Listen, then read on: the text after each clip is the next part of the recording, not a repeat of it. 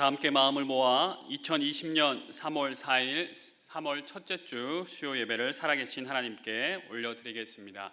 먼저 사도신경으로 신앙 고백하겠습니다. 전능하사 천지를 만드신 하나님 아버지를 내가 믿사오며 그 외아들 우리 주 예수 그리스도를 믿사오니 이는 성령으로 잉태하사 동정녀 마리아에게 나시고 본디오 빌라도에게 고난을 받으사 십자가에 못 박혀 죽으시고 장사한 지 사흘 만에 죽은 자 가운데서 다시 살아나시며 하늘에 오르사 전능하신 하나님 우편에 앉아 계시다가 저리로서 산자와 죽은 자를 심판하러 오시리라. 성령을 믿사오며 거룩한 공회와 성도가 서로 교통하는 것과 죄를 사하여 주시는 것과 몸이 다시 사는 것과 영원히 사는 것을 믿사옵나이다. 아멘. 찬송 210장 시온성과 같은 교회 찬양 드리겠습니다.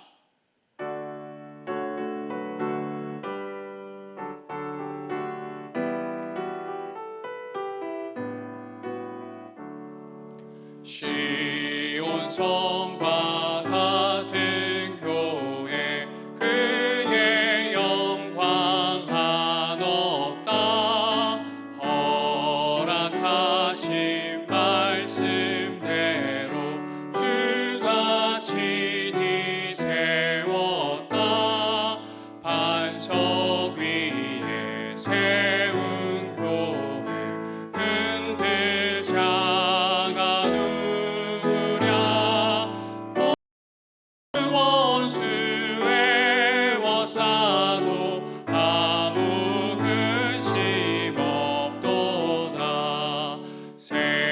생명샘이 솟아나와 모든 성도 마시니 언제든지 흘러넘쳐 부족함이 없도다.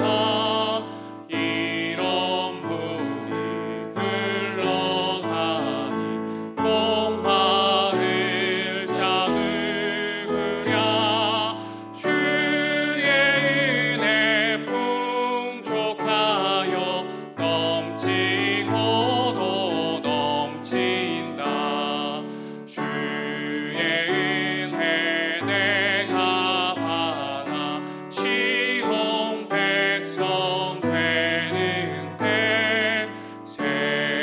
사람 비방해도 주를 찬송하리라.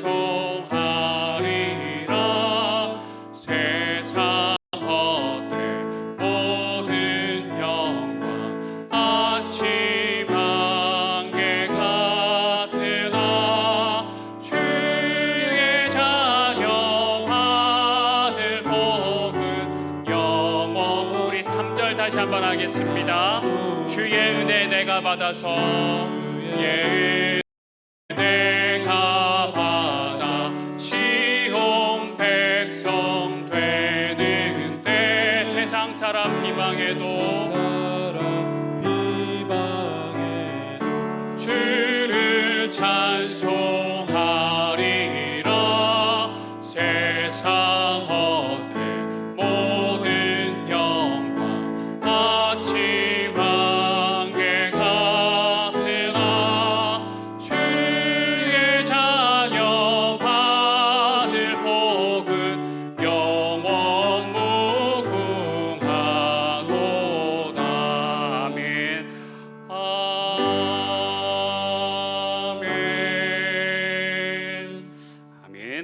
하나님의 말씀 함께 받겠습니다. 이 시간 우리에게 주시는 하나님의 말씀은 요한복음 4장 20절로 26절입니다.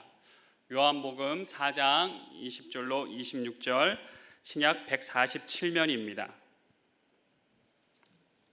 말씀의 제목은 예배하는 자들을 찾으시느니라입니다.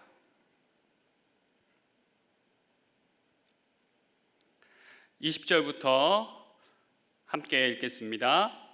우리 조상들은 이 산에서 예배하였는데 당신들의 말은 예배할 곳이 예루살렘에 있다 하더이다. 예수께서 이르시되 여자여 내 말을 믿으라. 이 산에서도 말고 예루살렘에서도 말고 너희가 아버지께 예배할 때가 이르리라. 너희는 알지 못하는 것을 예배하고 우리는 아는 것을 예배하노니 이는 구원이 유대인에게서 남이라.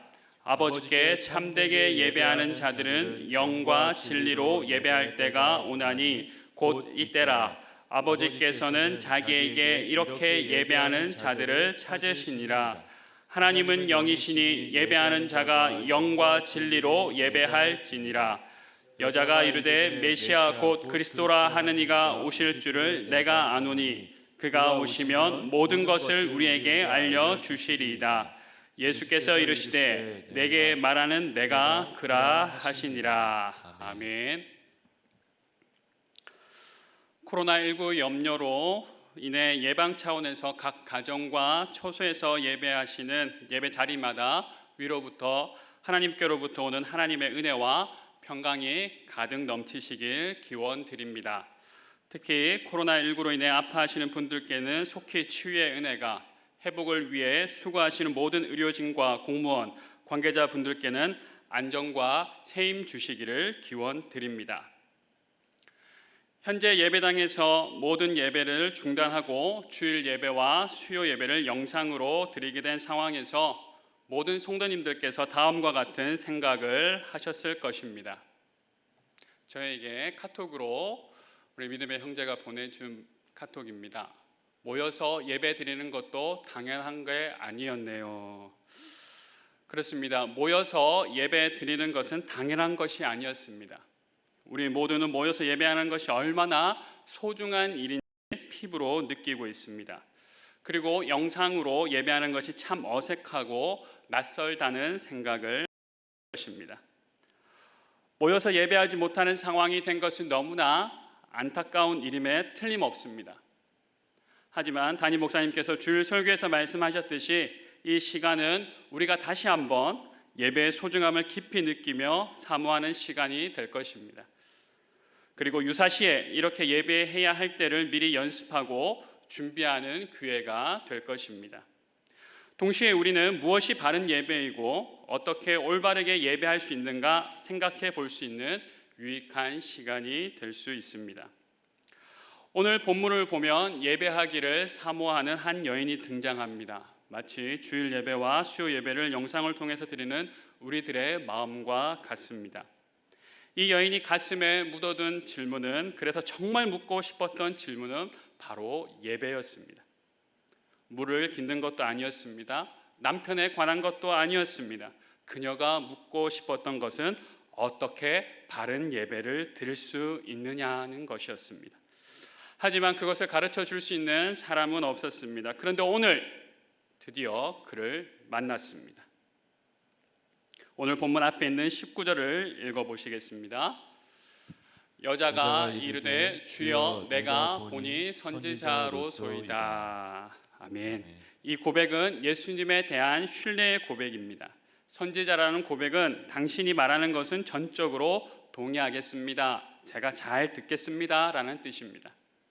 신명기 18장 15절에 이와 같이 말씀하셨습니다. 내 하나님 여호와께서 너희 가운데 내 형제 중에서 너를 위하여 나와 같은 선지자 하나를 일으키시리니 너희는 그의 말을 들을지니라.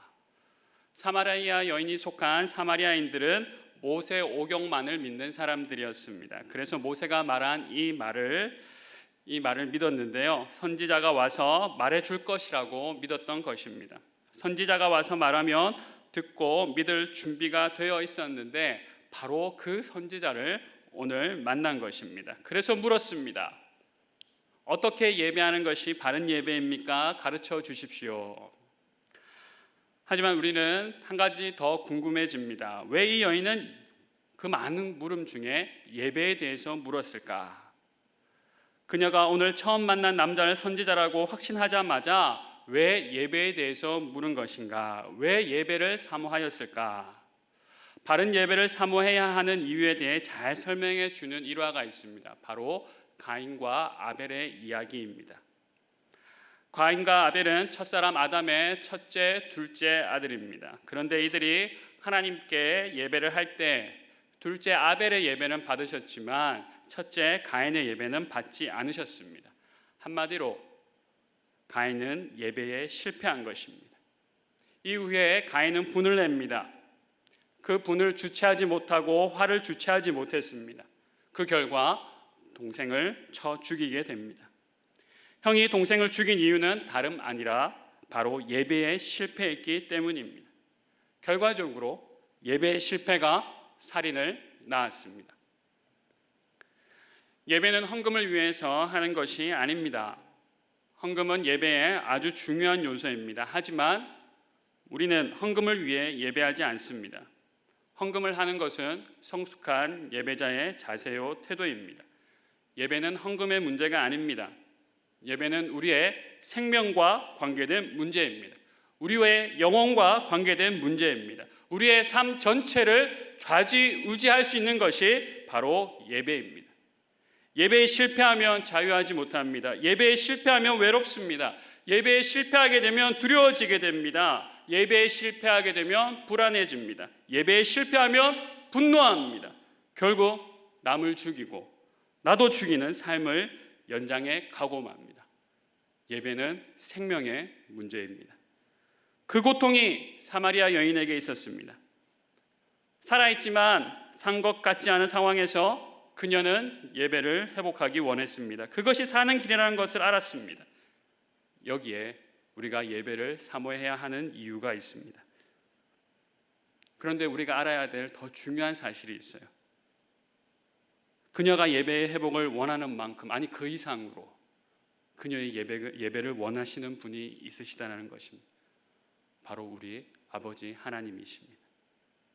그래서 갈릴리로 가실 때 굳이 사마리아를 통과하여야겠는지라 내가 사마리아를 통과하여야겠다라고 말씀하시면서 오늘 사마리아 여인에게 오셨습니다. 내가 예배의 회복을 원하는 만큼 우리 아버지 하나님이 그것을 원하고 계십니다. 하나님은 우리를 살리기 원하시는 하나님이십니다. 그래서 이렇게 말씀하십니다. 아버지께서는 자기에게 이렇게 예배하는 자들을 찾으시느니라. 예배하는 자들을 찾으십니다. 이렇게 예배하는 자들을 찾으십니다. 참으로 참되게 예배하는 자들을, 바르게 예배하는 자들을 찾으십니다. 왜냐하면 하나님은 우리가 외로움과 고독과 두려움, 아픔, 불안과 분노 속에서 이어지는 죽음의 고리를 끊고 우리를 살리기 원하시기 때문입니다. 그리고 하나님은 우리와 함께 생명 넘치는 교제를 하기 원하십니다. 예배의 자리는 하나님의 자녀들이 아버지 하나님과 함께 인격적으로 만나는 자리입니다. 그 자리에서 내 문제를 해결받고 참된 위로를 받고 비전을 받고 인내하게 하는 힘을 받고 뛰어가게 되는 것입니다. 이런 예배를 경험하고 싶지 않으십니까?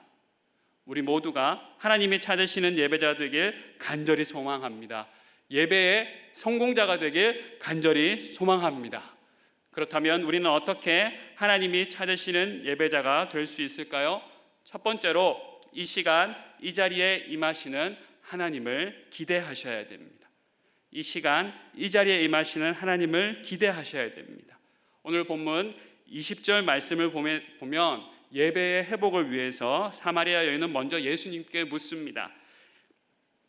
이 산에서 예배하여야 하는데 당신들의 말은 예배할 곳이 예루살렘에 있다 하더이다. 우리 조상들은 이 산에서 예배하려고 하셨는데 당신들 유대인들은 예배할 곳이 예루살렘이라고 하답니다 라고 이렇게 얘기합니다. 이때 이 산이라고 하는 것은 그리심산을 말합니다. 그리심산에서 예배해야 됩니까? 아니면 예루살렘에서 예배해야 합니까? 이에 대해 예수님은 말씀하시죠. 지금까지는 그곳에서 예배했지만 이제는 때가 달라졌어. 이제 때가 달라졌어. 이제 거기 안 가도 돼. 출애굽한 이스라엘 백성들에게 하나님은 말씀하셨습니다. 신명기 12장 5절 6절인데요. 함께 읽겠습니다. 오직 너희의 하나님 여호와께서 자기의 이름을 두시려고 너희 모든 지파 중에서 택하신 곳인 그 계실 곳으로 찾아 나아가서 너희의 번제와 너희의 제물과 너희의 11조와 너희 손의 거제와 너희의 서원제와 낙헌 예물과 너희 소와 양의 처음 난 것들을 너희는 그리로 가져다가 드리고. 아멘. 하나님께서 예배할 자리를 지정해 주셨습니다. 그곳에 가서 이런 예배를 하여라 라고 말씀하셨어요. 하나님은 택하여 주셨습니다. 왜 그러셨습니까? 그 택하여 주신 곳에, 그 택하신 곳은 그가 계실 곳이었기 때문입니다. 그 택하신 곳에 내가 있겠다. 그 택하신 곳에서 하나님의 임재를 경험할 수 있었습니다. 그 택하신 곳에서 하나님의 영광을 경험할 수 있었습니다. 그렇기 때문에 이전에는 어디에서 예배하는가가 참 중요한 문제였습니다. 그곳에 하나님이 계셨으니까요.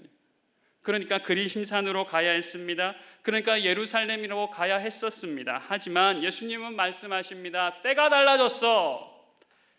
이제 별도의 장소를, 특별한 장소를 찾아가지 않아도 되는 때가 되었단다. 그렇다면 이제 장소가 중요하지 않은 때가 되었다는 것은 무엇인가? 이 때는 하나님이 거기에만 계신 하나님이 아니다. 이제 하나님이 바로 이 자리에, 이곳에 계신 하나님이 되셨다라는 것을 말합니다. 24절은 하나님의 속성을 말합니다. 하나님은 영이시니, 하나님은 영이시니. 이것에 대해서 이렇게 말합니다. 무소부재하신 하나님, 무소부재하신 하나님, 말대로 계시지 않은 곳이 없으신 분이시다. 어느 곳에나 계시는 하나님이시다라는 것입니다. 그러기에 오늘 우리가 영상을 통해 예배하는 가정의 거실과 모니터 앞 그 자리에 하나님께서 함께 하시는 줄 믿습니다. 우리는 지금 여기 우리 곁에 와 계신 하나님을 기대하며 예배하는 것입니다. 장소에 매이지 마십시오. 장소에 매이는 사람들, 대개 이것은 이단의 특징입니다. 교회에 말하면 안 되고 우리가 특별하게 모이는 장소가 있어 라고 말하는 사람들 100% 이단입니다. 장소가 문제가 아닙니다. 이제는 바로 우리가 서 있는 그 자리, 이곳에 하나님이 함께 하시기 때문입니다. 장소의 문제는 확장해서 우리의 옛 습관과 전통 같은 것으로 이어질 수 있습니다. 그리스도인상과 예루살렘은 여전히 하나님이 계신 곳입니다. 하지만 그곳에만 계신 것은 아닙니다. 그러하듯이 예배의 좋은 습관은 잘 이어가야 하지만 고집할 필요는 없습니다. 특히 내가 앉은 자리가 있는데 혹 누가 앉아서 예배하더라도 너그럽게 생각하셨으면 좋겠습니다. 왜냐하면 내가 예배 자리로 선 그 자리에 하나님이 함께 하시기 때문입니다. 하나님은 내가 예배하고 싶은 곳에서 예배하는 것도 좋아하지만 예배해야 할 자리에 서는 것을 더 좋아하십니다. 어디서나 계시는 하나님을 알게 되었다면 우리의 반응은 어때야 되겠습니까? 교회 꼭 가지 않아도 되겠네. 이것이 아니라 아직도 예배가 드려지지 않는 곳, 아직도 교회가 세워지지 않는 곳에 가서 교회를 세우고 예배를 드려야겠구나.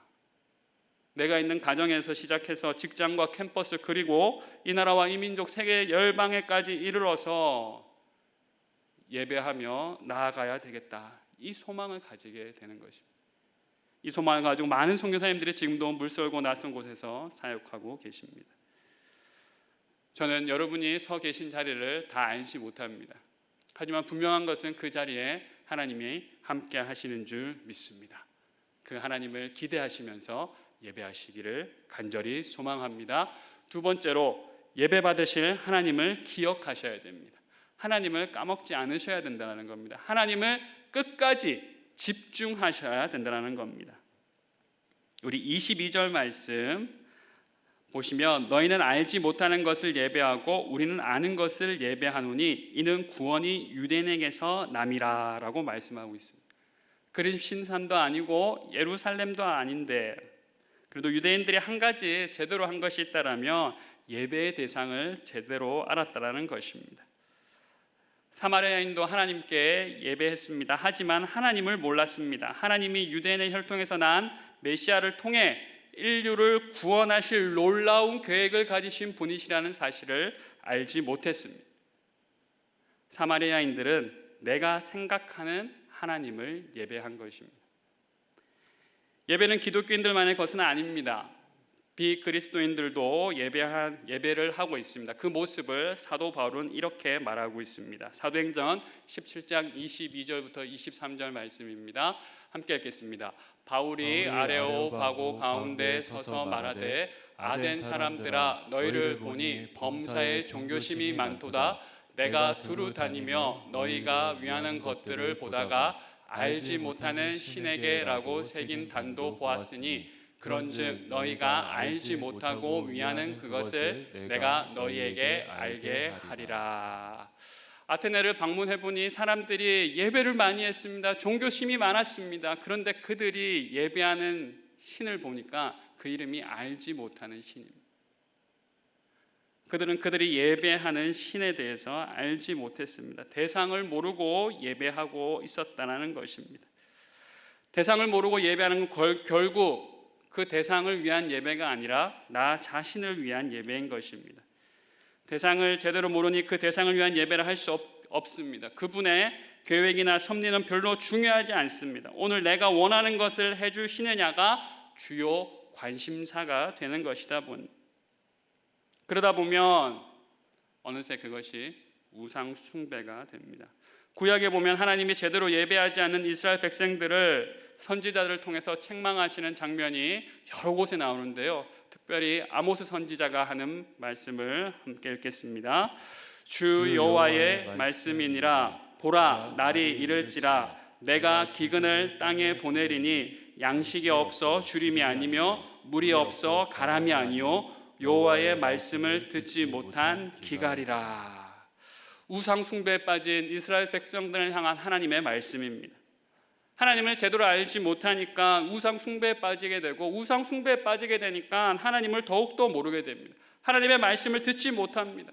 하나님을 계속 모르게 되는 것입니다. 계속 목마른 상태, 바로 사마리아 여인의 상태와 같습니다. 예배 받으실 분, 우리의 예배의 주인공은 하나님이심을 기억하시길 바랍니다. 예배란 예배 받으실 분에 대한 합당한 태도입니다. 그렇기에 예배 대상을 잊어버린다는 것은 이미 예배가 아닌 것입니다. 아무리 예배당에 앉아있다 할지라도, 아무리 예배라고 한다 할지라도 예배의 대상을 잊어서는 안 됩니다. 하나님을 기억하십시오. 하나님께 집중하십시오. 하나님의 말씀을 통해서 하나님을 아셔야 됩니다. 말씀 듣는 시간에 은혜가 된다, 은혜가 되지 않는다, 이것이 중요한 것이 아니라 하나님의 말씀은 무엇이라고 하시는가 집중하셔야 된다는 겁니다. 말씀을 통해 우리는 오직 하나님이 우리를 구원하기 원하시며 놀라운 계획을 가진 하나님 아버지 되신다는 것을 우리는 알 수 있습니다. 우상은 우리를 위해서 아무것도 할 수 없습니다. 이스라엘 백성들의 목마름을 해결할 수 없었습니다. 우상은 마치 청량 음료와 같은 것이죠. 처음에 목을 축여주는 것 같지만 여전히 목마른 것과 같습니다.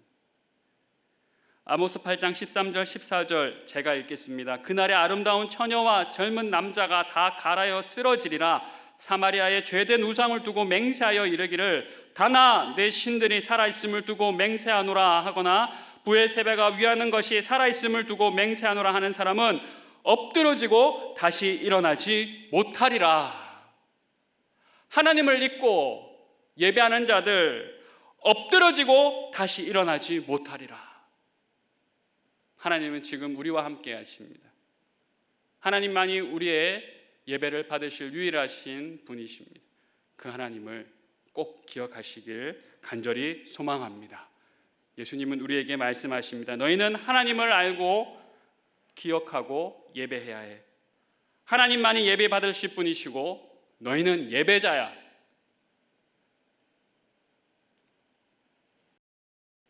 마지막으로 오직 예수 그리스도를 의지하며 나아가야 합니다. 24절 말씀, 하나님은 영이시니 예배하는 자가 영과 진리로 예배할지니라. 하나님께 바른 예배를 하기 위해서 지금 여기 임재하신 하나님, 지금 여기 우리와 함께 하신 하나님을 기대하셔야 됩니다. 또 예배 받으실 분은 오직 하나님 한 분이심을 기억하시고 집중하셔야 됩니다.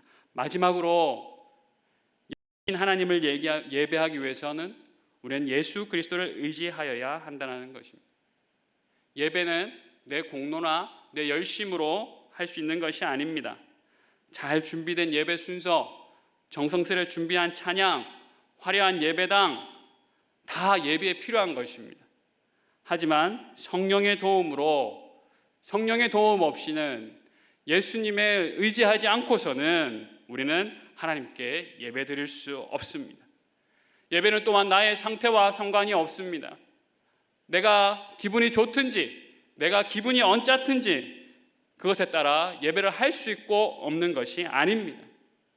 영이신 하나님을 예배하기 위해서는 그래서 성령의 도움이 필요합니다. 또한 진리 되신 예수님이 필요합니다. 즉 나를 구원하신 십자가의 은혜에 기대어서 우리는 예배해야 됩니다. 요한복음 14장 6절 말씀 함께 읽겠습니다. 예수께서 이르시되 내가 곧 길이요 진리요 생명이니 나로 말미암지 않고는 아버지께로 올 자가 없느니라. 아멘. 예수님은 예수님을 통하지 않고서는 아버지께로 올 자가 없다라고 하셨습니다. 오늘 우리가 읽은 본문을 다시 한번 보시겠습니다.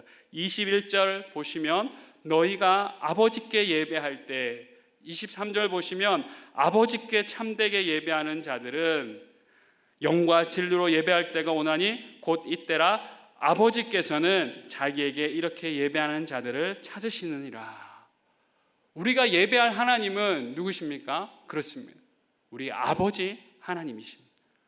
하나님을 아버지라 부르지 못하는 자들은 하나님을 제대로 예배할 수 없습니다. 나를 위해 십자가에서 피 흘리신 예수님의 은혜로 우리는 하나님을 아버지라 부르는 자녀가 되었습니다.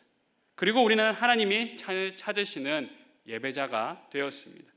예수님이 아니면 하나님을 아버지라 부를 수 없습니다. 사마리아 여인을 찾아오신 예수님, 영원히 목마르지 않을 생수를 주겠다고 하셨습니다. 바로 예수님 자신입니다. 왜 예수님은 자신을 생수에 비유하셨을까요? 물을 마시지 않고 살 수 있는 사람은 아무도 없습니다. 그와 같이 예수님 없이 살 수 있는 사람은 아무도 없기 때문에 예수님은 생수가 되신 것입니다. 예수님 없이 예배할 수 있는 사람은 아무도 없습니다. 예수님을 믿으셔야 됩니다. 예수님을 믿으셔야 됩니다. 예수님을 의지하셔야 됩니다. 예수님께 기대셔야 됩니다. 그래야 우리는 참된 예배를 드릴 수 있습니다. 그래서 예배에 성공하시기를 축복합니다. 더 이상 지루한 종교 행사와 같은 예배는 끝을 내십시오. 더 이상 웃고 즐기는 오락시간 같은 예배는 끝을 내십시오. 위로만 경험하길 원하는 자기 만족적 예배는 이제 종지부를 찍으십시오. 예전에 나는 가수다라는 프로그램이 있었습니다. 그래서 많은 사람들에게 감동을 주었습니다. 근래에 다시 나는 트로트 가수다라는 프로그램이 유행하고 있습니다. 그래서 많은 사람들에게 위로와 격려 그리고 기쁨을 주고 있습니다. 이와 같은 프로그램들이 요즘에 참 많습니다. 참 좋은 방송이라고 생각해요. 하지만 한 가지 아쉬움이 있어요. 위로도 해주고 격려도 해주는데 과연 그 프로그램이 꿈을 주고 있는가? 과연 우리에게 힘을 주고 있는가? 예배는 변화하는 능력을 경험케 합니다. 웨스트민스터 소요리 문답 제1문은 이렇게 얘기하고 있습니다. 사람의 주요한 목적은 무엇입니까? 사람의 주요한 목적은 영원토록 하나님을 영화롭게 하고 즐거워하는 것입니다. 우리의 삶의 목적은 하나님께 영광을 돌리고 하나님을 영원토록 즐거워하는 것입니다. 이것이 우리가 하나님께 드릴 예배입니다. 예배를 통해서 우리의 삶의 목적을 회복하고 삶의 원동력을 회복하는 것입니다. 참된 예배를 알게 된 여인의 모습을 보십시오. 요한복음 4장 28절 29절은 이렇게 얘기합니다. 여자가 물동이를 버려두고 동네로 들어가서 사람들에게 이르되 내가 행한 모든 일을 내게 말한 사람을 와서 보라. 이는 그리스도가 아니냐 하니. 사람들의 눈을 피해서 정오에 물을 길어놓던 사람이 그 물동이를 내버려두고 사람들 속으로 들어가게 하는 힘, 그 힘을 예배를 통해서 경험하게 된 것입니다. 그녀는 이제 꿈이 없는 사람이 아니라 예배를 통해서 하나님 나라를 꿈꾸며 살아가는 사람이 되었습니다. 이것이 예배의 힘입니다. 오늘 이렇게 중요한 예배의 이야기를, 이 놀라운 이야기를 유대인의 유력자가 아니라 사마리아의 한 이름 모를 여인과 하고 계십니다. 요즘 우리말로 하면 어떻게 될까요? 사마리아 여인, 잠원동 여인이라고 해도 될까요? 바로 그녀를 찾아오셔서 자녀 삼으시고 예배자로 세우기를 위하셨습니다. 바로 그분이 오늘 우리를 찾아오셨습니다. 여기 계신 하나님, 그 하나님을 기대하시고 예배 받으시길 합당하신 하나님께 집중하시면서 영원히 목마르지 않을 생수 되신 예수님을 마십시오. 이미 마신 분은 내가 여전히 그 물을 마시고 있는지 점검해 보십시오. 다른 우물은 줄 수 없는 영원한 생명을 소유하시고 하나님을 기쁘시게 하는, 하나님을 기뻐하는 복된 예배의 삶을 계속 이어가시길 축복합니다. 하나님이 찾으시는 사람 바로 여러분이십니다. 기도하겠습니다. 하나님 아버지, 감사합니다. 하나님, 오늘 우리에게 어떻게 예배하는지를 말씀해 주시고 우리와 함께 하시는 하나님을 기대하게 하시며 하나님께 집중하게 하시며 하나님께 나아갈 수 있는 예수님을 믿게 하시니 참으로 감사합니다. 하나님 아버지, 지금까지 없었던 상황 가운데서 예배의 소중함을 더욱더 깊이 경험하게 됩니다. 오늘 각 가정에서 또한 각 처소에서 예배하는 그 자리마다 하늘의 문을 여셔서 하나님의 은혜로 충만케 하여 주시고 생수와 같은 은혜로 넘치게 하여 주시옵소서. 예배할 때 우리의 모습과 예배 후에 우리의 모습이 완전히 변화되어서 마치 사마리아 여인과 같이 새 힘을 얻고 나아가서 예수는 그리스도시다, 예수는 그리스도시다라고 분명하게 고백하는 예배의 삶을 살아갈 수 있도록 주님 역사하여 주시옵소서.